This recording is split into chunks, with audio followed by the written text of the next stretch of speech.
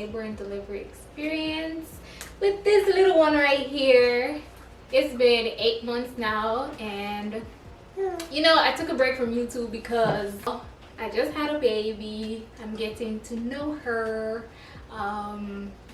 I can't film while she's sleeping. I can't do anything, so that's why I haven't been making videos. But now I'm back and she's right here. So first of all, this is Shaneil. The name is right here. She's not in the best mood right now. She's been fussing for the video, so hopefully we get through this video successfully, right? Right. Okay.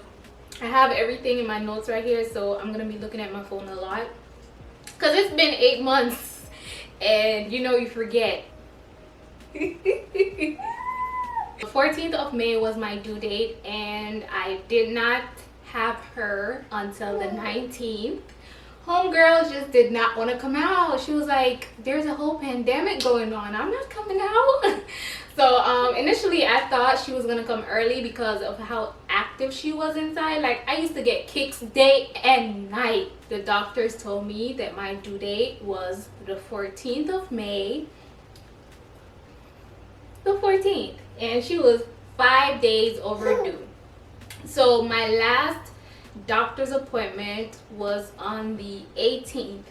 I was due on that Friday, and my appointments usually fall on a Monday. So the Monday before that Friday, the Monday before the 14th, that whole week, my mucus plug was coming out. It was coming out, and I had every symptom that you're supposed to have on the final days leading up to your delivery date. So I had, my mucus plug was coming out, and I had really loose stool. TMI. But yeah, it was really loose. Like, it was really liquidy, watery. Yeah, I had all of that. I had Braxton Hicks, everything. I had everything you could think of that was supposed to be signs that I'm ready, right? But she just did not want to come out. So my last appointment was on the 18th. She came on the 19th. So on the 18th, I went for my my checkup, and they checked her heartbeat. They did the they checked my cervix, and let me just say this. Out of everything, I think checking my cervix, because they started checking my cervix at 35 weeks. So one more extra week, and I had to get my cervix checked. I had to get my cervix checked 6 times before delivering, and that was the worst experience for me. I was in that I was on the table like, Lord Jesus, Lord God, and the lady was just laughing at me. Shout out to her. I had the best midwife, and yeah, she was just laughing at me because I was like, Lord Jesus, Lord God, oh my God, Lord God. So on my last appointment now, I was told by a professional, I'm not gonna name any names, I'm not gonna say who, but I was told, just come in tomorrow. Come in tomorrow early in the morning. You're already overdue, so just come in tomorrow early in the morning and say you're in pain and you haven't been feeling the baby moving, right?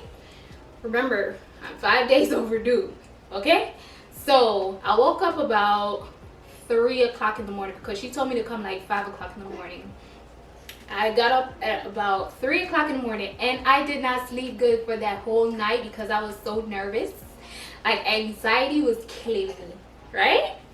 So I did not sleep for that whole night. I woke up 3 o'clock in the morning, and I was nervous. So I had everything packed from March because, as I said, I thought she was gonna come early because homegirl was just active. I woke up, I was nervous, so you know, I had to go to the bathroom, y'all. So I went to the bathroom again, and some mucus plug came out again, and it had a little tinge of blood, and I was like, oh, could this be?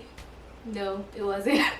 So I went and did my business in the bathroom, ate my breakfast because my mom here's what it was. Because of the whole pandemic, you are only allowed one person to come in with you, and that person has to be there with you throughout the whole time. Like, they cannot come and then switch shifts with someone else and then the next person comes. So if I gave birth during the weekday, it was gonna be my mom who came. If it was a weekend, it was gonna be my husband. So it was a weekday, so my mom was a lucky person who got to come with me.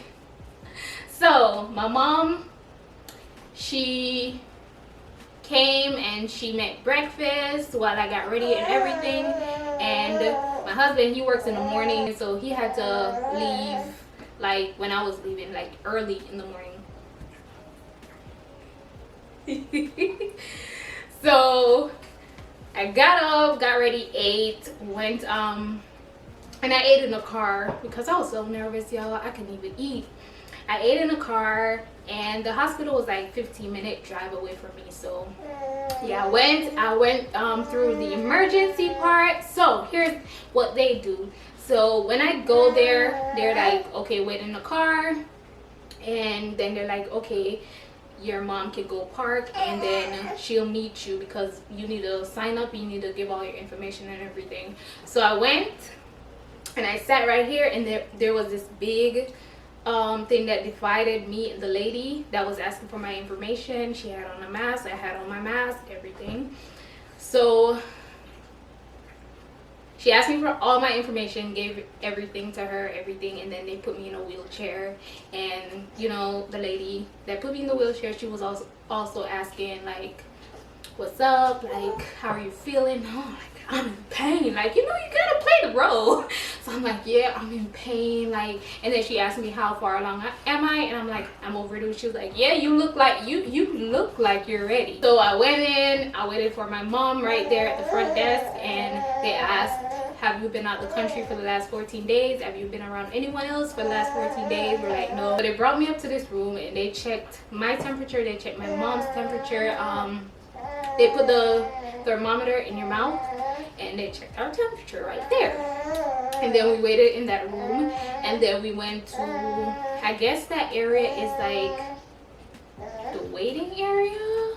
I'm not sure, but they have the front desk there, and then they have the curtains blocking you. Oh Lord, they have the curtains blocking you, and that's when they find out if you're gonna get admitted or you're gonna go back home.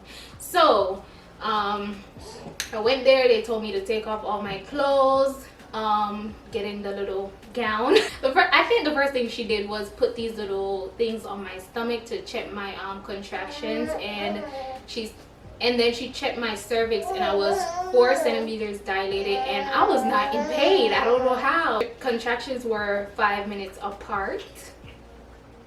I did not feel anything.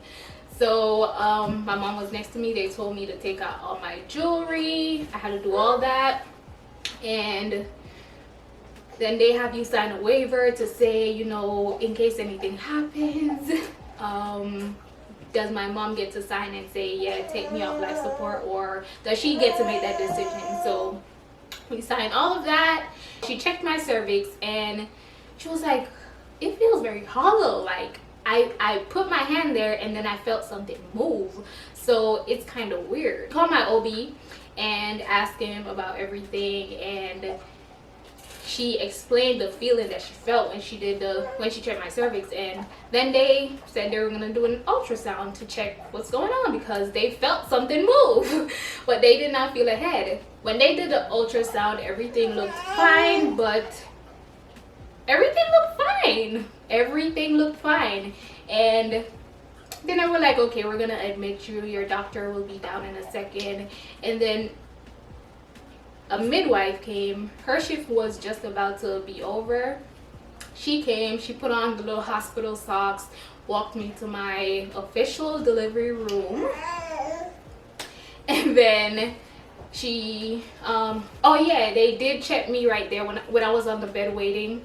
They did check, I did get tested for COVID.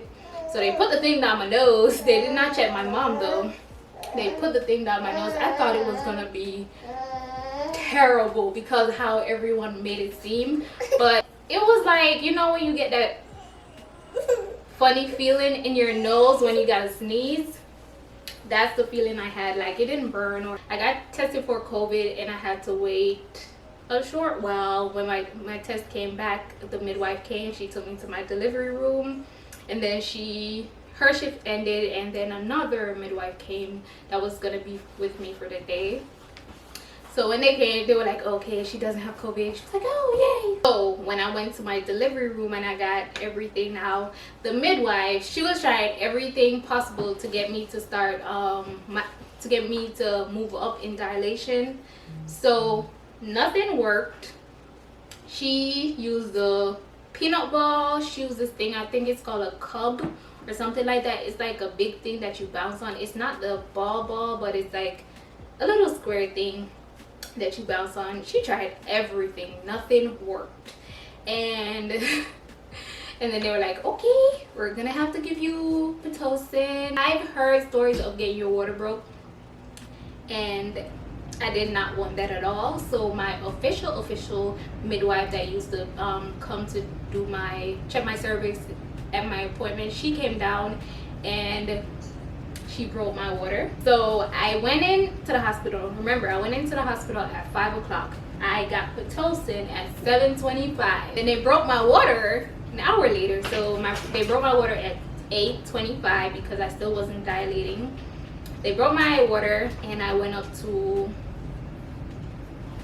5 centimeters, I think. I think the most I went up to was 6. I cannot remember. I thought the worst pain was gonna be giving birth or anything, but when she broke my water, I was crying out. Like, I was screaming in agony. She broke my water the first time, it did not work, so she had to do it like 2 or 3 times after that. And I'm like, oh my gosh, my mom was over there just looking at me like, I can't do anything to help you. So when she broke my water, now that's when the pain started whooping my butt, and I was holding on to the bed rails like, oh, like I was crying, I was screaming, I was saying everything you could think of. That's when the pain started whooping my butt. So remember, I got my water broke at 8:25, and by 9 o'clock or by some minutes to 9, I was like, epidural, please. Mind you, when I found out I was pregnant, I was like, I told my mom, I told my husband, listen, don't matter what I say, no matter how much I fuss, I do not want any epidural. I don't want it. I don't care what I say. It's not me speaking, it's the pain. So I don't want it. I do not want it. I don't want it. And you gotta encourage me. So after I was in pain and I was screaming and I was like, I was about to fight my mom. So after all that, I was like, I want epidural. I was telling my mom, like, epidural, I want epidural. She was like, you know, as soon as I said I wanted epidural, she looked like she was about to ask for epidural before I even asked, because she didn't like to see me in pain. So I asked I called my midwife on the little thingy and I said, can I get some epidural? And she was like, oh, you have to wait 30 minutes. And I'm like, what? What? I have to sit here and wait some more with this pain? I'm about to pass out. Epidural right now. And then she came in there, she heard me screaming. And you know, you can see the look on her face like, I can't help you right now. Finally, the anesthesiologist, she came in and they asked my mom to leave the room because I guess no one can be in there. I don't know why. Maybe they'll pass out from seeing that long needle. I didn't see it. I didn't want to see it. But yeah, she came in. She's like, okay, you're gonna bend your back over and you cannot move. If you move, you may be paralyzed, so do not move. Let me remind y'all, I'm in pain, so you're telling me that I cannot move. The only thing that was comforting me during this pain is my moving and screaming, and she's telling me that I cannot move. So I go to the end of the bed and I sit and I arch my back, not arch my back, but I do that little cow, what would you call it now, the cat arch, whatever. So I do that, and the midwife comes and she holds my hand, and they tell me that you have to be still, and when you first get it, you're gonna kick. I'm like, oh, I'm laughing in my head, like, I'm not laughing out loud, but I'm laughing in my head. I'm like, I'm gonna kick. So she holds my hand and she's like, you're gonna kick, but try not to do it too hard because I don't want you to move too much. So she does it and I kick. And I'm like, this tickled me because, but I didn't want to laugh out loud because I'm still in pain. So I did it and I kicked, and I'm grabbing my midwife's hand, like, you know, and as soon as she does it, she's like, oh, that's it. Can you feel, I'm gonna tap right here, can you feel that? Can you feel that? And then she tapped, and I was like, okay, I can still feel something on my left side. And then I think she did something again, and she tapped the thing, and she's like, oh, you're gonna feel a little cold sensation on your back. It's the little drip going down. And I'm like, okay, I don't care, just let me rewind. When my water broke, because when I did my ultrasound when I was 36 weeks, they told me I had a lot of fluid.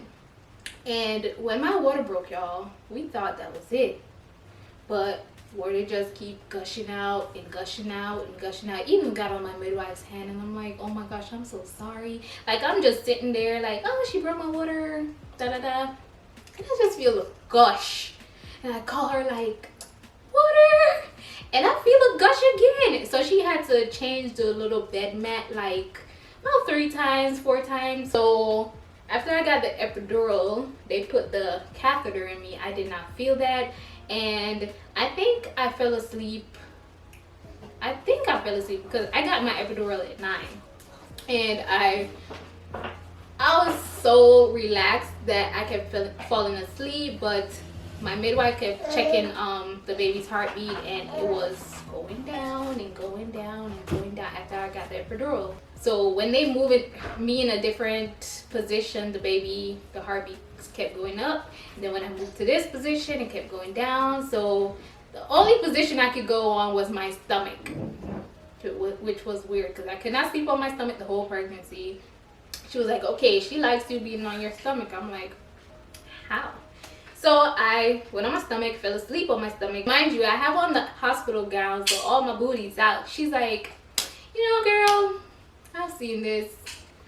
And let me tell y'all this. When you go in, if it's your first child, you're gonna be shy. You're like, you don't want anyone to be down there like that. But let me tell you, after that pain, you don't care. You're not gonna care. You are not going to care. I was like, I did not care. So where am I now? Fast forward. So I'm there, I'm playing games on my phone, and my doctor, he comes in and she's like, the baby's in distress, the heart rate is going down, it's dropping. And the whole time he's talking, I'm on my phone playing the game, but I'm hearing what he's saying. And my mom's like, get off your phone. And I hear emergency C-section. We were gonna have to do an emergency C-section. And let me tell y'all, cool sweat started wash me. Cause I'm like, I did not care. Like, I wasn't against getting a C-section. I just wanted her to get out, honestly. So it wasn't like, oh my god, I did not want this. I wanted a natural birth. I did not care at that point. Between the time when he said emergency C-section and by the time the baby came out, it was about 3 minutes. It was like this. So he said emergency C-section. I think they put me on another bed and just wheeled me off. And while they're doing that, they're putting a cap on me, like, you know, the little mesh caps to keep my hair out, whatever. So they're wheeling me off, and then they're telling my mom, because I don't know where my mom is, they're telling her to get dressed, get suited up, put her hair and everything. And when I went in the room to get the surgery, there were about 20 doctors and nurses around, and I'm like, Grey's Anatomy. That's what my mind went back to, like, I'm in Grey's Anatomy. So they transferred me from the chair with the wheel, the bed with the wheel on it. They took me up with the the sheets, they took me up, transferred me to that. They were like, oh my gosh, she's so light. And put me on the operating bed. And then they, you know, like when they put my arms like that, they taped my arms down to the side like that so I couldn't move. And then they put the sheets in front of me so I could not see what's going on. And the doctor that gave me the epidural, she was behind me monitoring something, I guess, I don't know. But yeah, she was there comforting me, you know, telling me everything's okay. And my midwife, she's there looking like she's about to cry. Like, she sees the look on my face and I see the look on her face, and we're just like, it's about to go down. I feel this little, like, I feel like someone's dragging my stomach, but I can't really, it's not painful. I just feel like a drag. And I'm like, I'm saying to the doctor behind me, I'm like, did they cut me as yet? And she's like, she's out. I'm like, what? And then all of a sudden I hear this loud cry, and lo and behold, she's out. And by the time the baby's out, that's when my mom is just now coming in the room. And when she was outside, she called my husband. She was like, oh, emergency C-section. Mr. Sir over there, he went into panic mode at work. Baby's out, she's over there, I can't see anything. So I'm like, Mom, can you take a picture so I can see her? And then the doctor took my mom's phone, because my mom is just there like a zombie. She was in a daze. So my mom was there like a zombie. She was like, what's going on? And I'm like, Mom, are you okay? And she's just there like, and I'm in shock. I'm in shock because, of course, I've never been through this.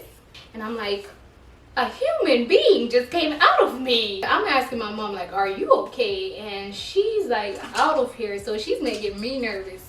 But then the nurse, the doctor, the nurse, I don't know, she came over to me. She showed me the baby. I'm like, oh my gosh.